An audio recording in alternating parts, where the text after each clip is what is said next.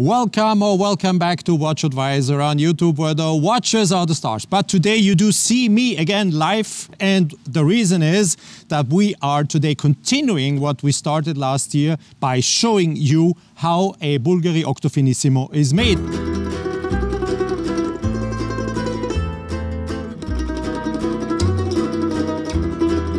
What we are going to do today is go in that building here. We are in Saignelégier, close to the French border, in the Swiss Jura, the Bernese Jura to be precise. And it is here where BVLGARI manufactures dials, cases. This is part 2 of our series of videos where we do present you BVLGARI at its best. We are going to show you also in the second part. It's case making, the case finishing and the case assembly. And I do of course hope that you have been watching the other videos, those we have been publishing last year, plus the first part of the second series of videos we're doing about BVLGARI. It's about dial making, galvanic, the polishing of these dials, the making of the indexes, and of course the other dial printing, colors, everything on a beautiful dial. Don't forget to subscribe and to hit the bell to get our latest notifications.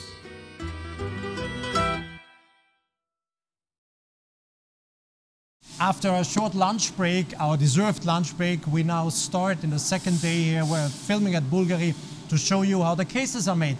Octo Finissimo is what we're talking about, and everything starts from here. This is where they stock precious metals. If you have titanium grade 5, you have 316L steel, 904L steel. It's all the best quality you can always imagine. And these pieces are then cut in slices, and from the slices we will go now and see how these CNC machines step by step cut out the form, the design, the drill in the holes, the mill out everything. It's a complex process, and I invite you to follow us to learn and to see how this is done. You just saw the big bars laying in the stock, and if you're wondering where are they now, they're in here. It's an example. Actually, they are not manufacturing a Octo Finissimo here, but another watch made out of aluminium. And I open here, that's quite heavy. I can fix it here. And here are the bars, and they are automatically then forwarded into the machine. And this huge Humotech will then step by step mill and drill a case. So you saw first the bars that have been inserted were aluminium bars, and guess what? What case are they manufacturing? Yes, it's the BVLGARI aluminium, it's a chronograph, but it doesn't make any difference. So it could be the case of the Octo Finissimo as well. It is always the same process. It takes about 30 minutes, I learned, to finish the central part of a case. It is the central part. You don't have the case bottom yet. You don't have the bezel yet. So it's the central part of the case that is manufactured in here. This is how step by step they build their cases. It is always a completely planned process. First, the operator fits in the tooling the machine needs to do its work. Once the tooling is being fitted in here, the machine chooses the tooling it needs to do the process it wants to do. And it's a standardized process. They know exactly what they need, fill in, the machine chooses and works. And it's depending on what you are manufacturing here, depending on a material, depending on which kind of, if it's round, if it's edgy, you have to have different toolings. They're here. And they stock more of those toolings just around the corner, and if needed, they are fitted, and the machine then later is programmed and will know exactly which kind of tooling it needs. This is something I like now because we have been seeing them manufacturing the cases, but is it the quality they want? So everything has been preset for me. This is an automatic control of precision, up to 0.003 of a millimeter. It's the case of the aluminium BVLGARI, and everything is preset. I need to press OK, and then you see, machine starts and will now check various points and tell us if everything is as it should be. It's really checking if that case has accurately been manufactured. They do these tests on a regular basis to really see if what they manufacture is, end of the day, okay. And this has to be done. Imagine if there would be an error, the bezel wouldn't fit, the case back wouldn't fit, the bracelet wouldn't fit, or the strap wouldn't fit. You wouldn't be able to then attach a crown, push pieces, whatsoever it is. You have to be accurate, you have to be precise. We just saw Bvlgari now, only some meters away. This is where they make the Octo Finissimo central part of the case. Everything starts here. This has been cut out, and then this goes into this machine, the CNC machine, and what comes out is exactly the middle part of an Octo Finissimo case. You do see already the drilled holes that will then take the bezel. You see the lugs.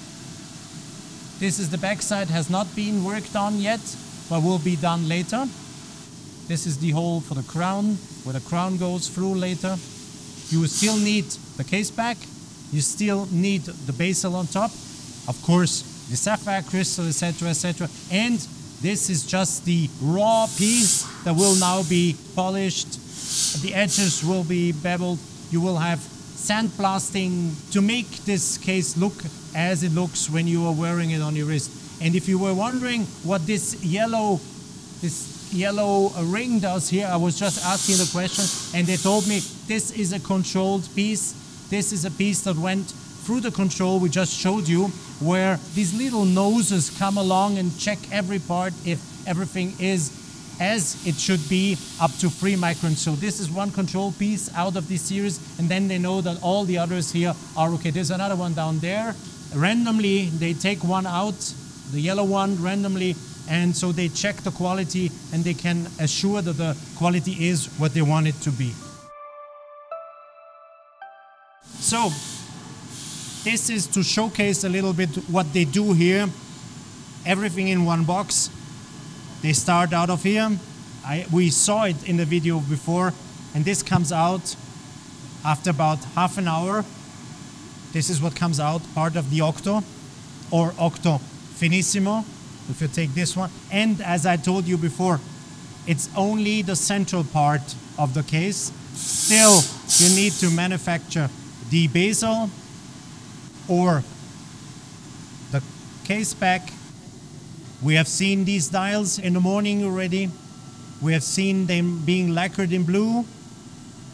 The polishing of these was very complex operation, even if it looked very simple.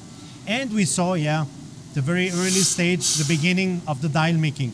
So now, also interesting, you have probably recently seen our video where we presented you the skeletonized 8 days hand-wound gold watch with that skeletonized dial and movement. And this is the dial of the watch. So since it is a skeletonized piece, you will see the entire mechanism, the barrel, the gear train, the escapement, etc. The small second, and you might remember me talking about the power reserve indication in a video. That's here. Here is the power reserve indication that will slightly move on and indicate you these 8 days of power reserve. It's all part of the Finissimo. Everything is done here in-house, and this is pretty, yeah, amazing, because there are not too many in the industry who are really able to do everything from movements, bracelets, dials, the bezel, the case back, etc., etc. So they're really leaders in integrating all these various parts of manufacturing a watch.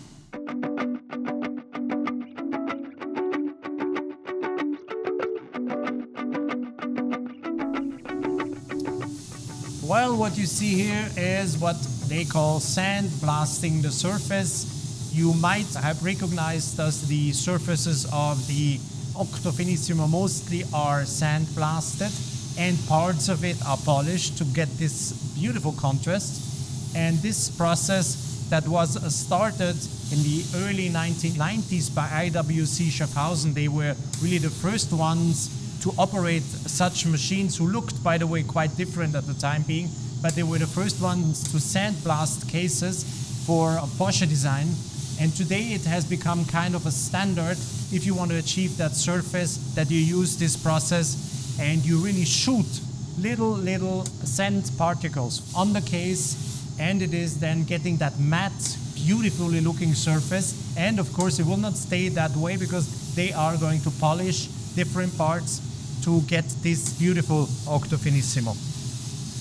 But as it was in the early days, it has to be done by hand, and still the operator is the one who says good or not good. He's checking now, as you see.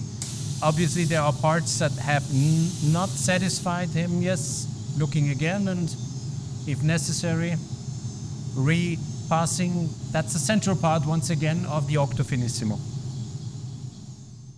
Before and after the treatment, this creates this beautifully looking matte surface of the Octo Finissimo. We are now in the workshop where they do all the polishing of the cases and different parts of the Bvlgari watches, and of course also of the Octo Finissimo. And what happens here looks so simple. Someone holding a part of metal against a part of cotton, and if you think that this is easy, it is not. The people working here are highly trained. It takes about 3 entire years to get at the standard where they can leave you working freely without being supervised, because it is only the experience that counts here. It is the eye of the operator, it is his hand, it is how much pressure he applies, how he turns the piece, what kind of cotton he uses, what kind of special pastes he puts on it. It's a very highly complicated and delicate process, because imagine if he presses too long at one particular point, the case becomes waste. So all the operations we have seen before have been void because the case can't be used any longer. It's good to see also some gold cases, because as you know, Bvlgari also manufactures the Octo Finissimo in a gold case. Brush turns at 2,500 turns per minute. There's special cotton, of course, to polish a gold case. And what the chef d'atelier, who is in charge of this workshop, just explained me is that it is a very complex and very delicate process to get all these angles, to get all these different parts matte, polished in the way as they should be done. And if a slight little error, a slight little thing is not okay, the case goes back. If it can be saved, or if the problem can be solved or reworked, it is done. And if not, they have to melt down the gold case, of course, and restart from scratch. Same, of course, applies to the aluminum cases. Same, of course, applies to the steel cases. Here we see how the bezel of the Octo Finissimo in rose gold is done, and the same applies. I do repeat myself, I know it might be boring, but it is his hands, his eyes, his long-term experience, and he knows exactly how strong does he need to push on the rotating cotton brush. And it really is him who decides yes or no. You see he's taking a magnifying glass even to precisely see if the look, end of the day when you buy it, as the way as the designer meant.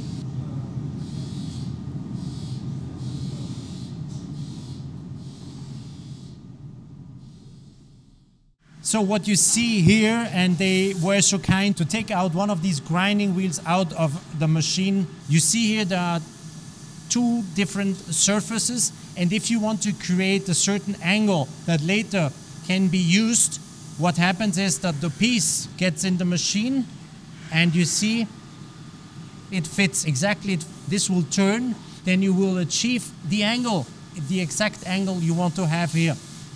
Same applies to the bigger part here. It's also, they were so kind, everything is greasy, oily, whatever I touch. And here same applies. The machine will go on here, and depending on the angle, depending on what you want to manufacture, how you want to have that case, the machine will then, in a certain angle, apply here, and then you will have these edges being produced that you cannot do in the polishing department.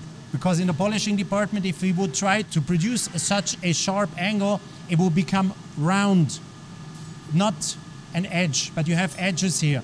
The same here. If in the other department, if we would want to manufacture this, it would be impossible. So you definitively need exactly this grinding wheel, and then you will get the angle here. And the color you see here is already to protect parts that have already been worked on. And in between this workshop here, where we see these operations and the workshop of polishing we saw first, the piece travels for more than 2 weeks, forward and backward, meaning that the pieces are being polished, then they come back here, another angle as this angle here is then applied, and then it goes back for another operation where they polish different parts. And it is this perfect play in between these different operations that end of the day make that beautifully looking case of the Octo Finissimo. And as I told you, the process lasts for more than 2 weeks, forward, backward, and still you have the problem is if in all the people who touch the case, if there's one doing an error, the piece goes back or has to be, is going to be waste end of the day. Since you just saw what happened when they pressed the button to start the operation, it was good that we asked them to take these grinding wheels out first. This is where they are, and this is what you just saw first on your screen. This is one of these grinding mills, and I was happy that I asked them, because otherwise the oil, there are no wipers, there's nothing to prevent the oil, so you wouldn't have seen anything. What we see here is a little bit maybe the future of what's going to happen in this workshop. I was talking about the specialized feeling, the eye, the knowledge, the experience the people working here need to have. And this is semi-automatic. Semi-automatic because once the robot has learned how to do it, he's able to do some basic stuff. But how does the robot learn? It is the operator that comes and shows exact the same moves he makes when he's polishing with these brushes. So every gesture is recorded, and then the robot tries to do the same. What they do with these machines is some basic operations, first operations, and the people working here are happy that robots are doing this, because these basic polishings is quite annoying sometimes, and it's not satisfying them because they are all experts and they really want to go into the details, and the details are the things we have been showing you first. It's when it comes really to that little touch. The machine will never be able to do it, but it is nice to see that they try to ease also the workflow for the people here. But end of the day, without the human being, a watch case at the level as the Bvlgari watches are would never ever come to a reality. This machine, you couldn't program it in a way to make them look as you know them.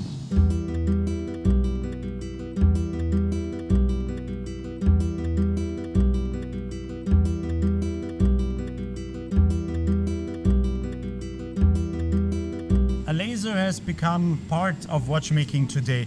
Who thought that this would happen years ago? What happens is, or what is done here, is all the engravings you see here, Octo, then the serial number, then you can scan here and you get more details about your watch, all the little details, the model, you have Bvlgari, you have the word Titan, titanium or Titan here, and of course, depending on the water tightness here, it is written Swiss, it is 3 or 30 meters. There are of course cases that are waterproof, also 10 bar. This is the early Octo. They were waterproof only to 30 meters. The new generation, that's a little bit thicker, is now waterproof to 10 bars. But this is what you get, and this is what is done here. But not only this. So this is how far laser treatment can go. This is a special edition that was done for France. 30 pieces have been made. A retailer wanted to have this piece. It's called Tattoo. And the first watch was engraved or done by hand, and then they taught the machine how to do this automatically, and this is what came out. It's all done by laser. This is the dial, by the way. It's just has fallen through because there is no case back. This is the dial, a special version called Tattoo.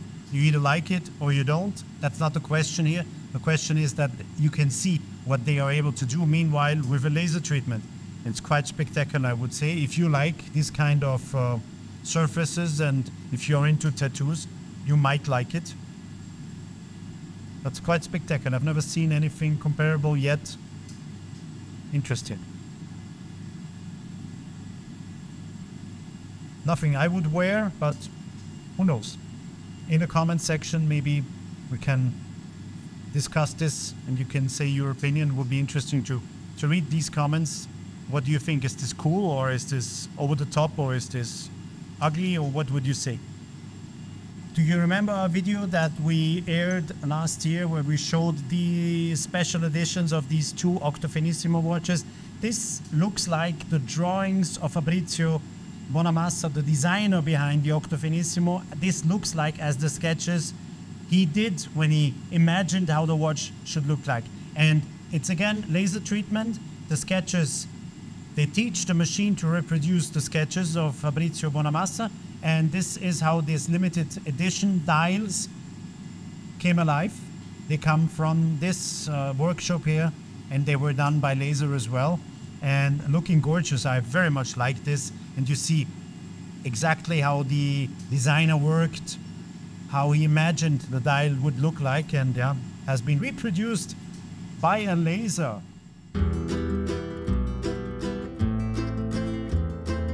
The manufacturing of these cases is only one part, of course.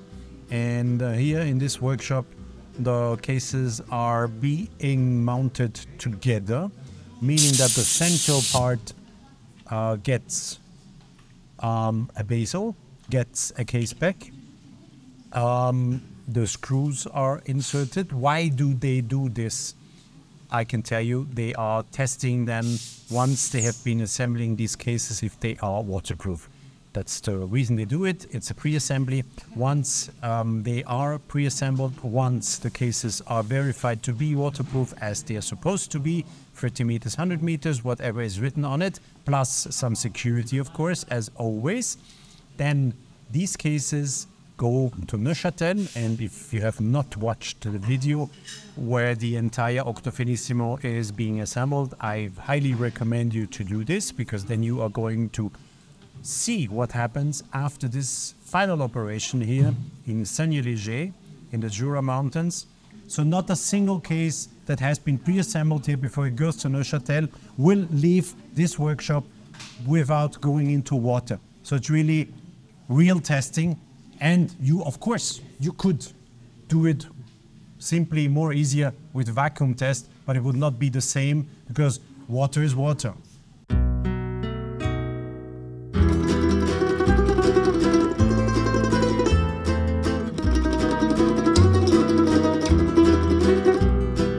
I hope you enjoyed our visit here in Saignelégier, where we showed you how they make the cases, the dies, etc., etc. Some particular parts were very detailed, but I think it was worth seeing it, especially how they really do the manufacturing of these indexes was something I've never seen in that detail, and it was so interesting to see. Just fascinating. I hope you liked everything. Questions, thoughts, everything you will now have in your head, please use the comment section, write a comment, ask me questions if you have some.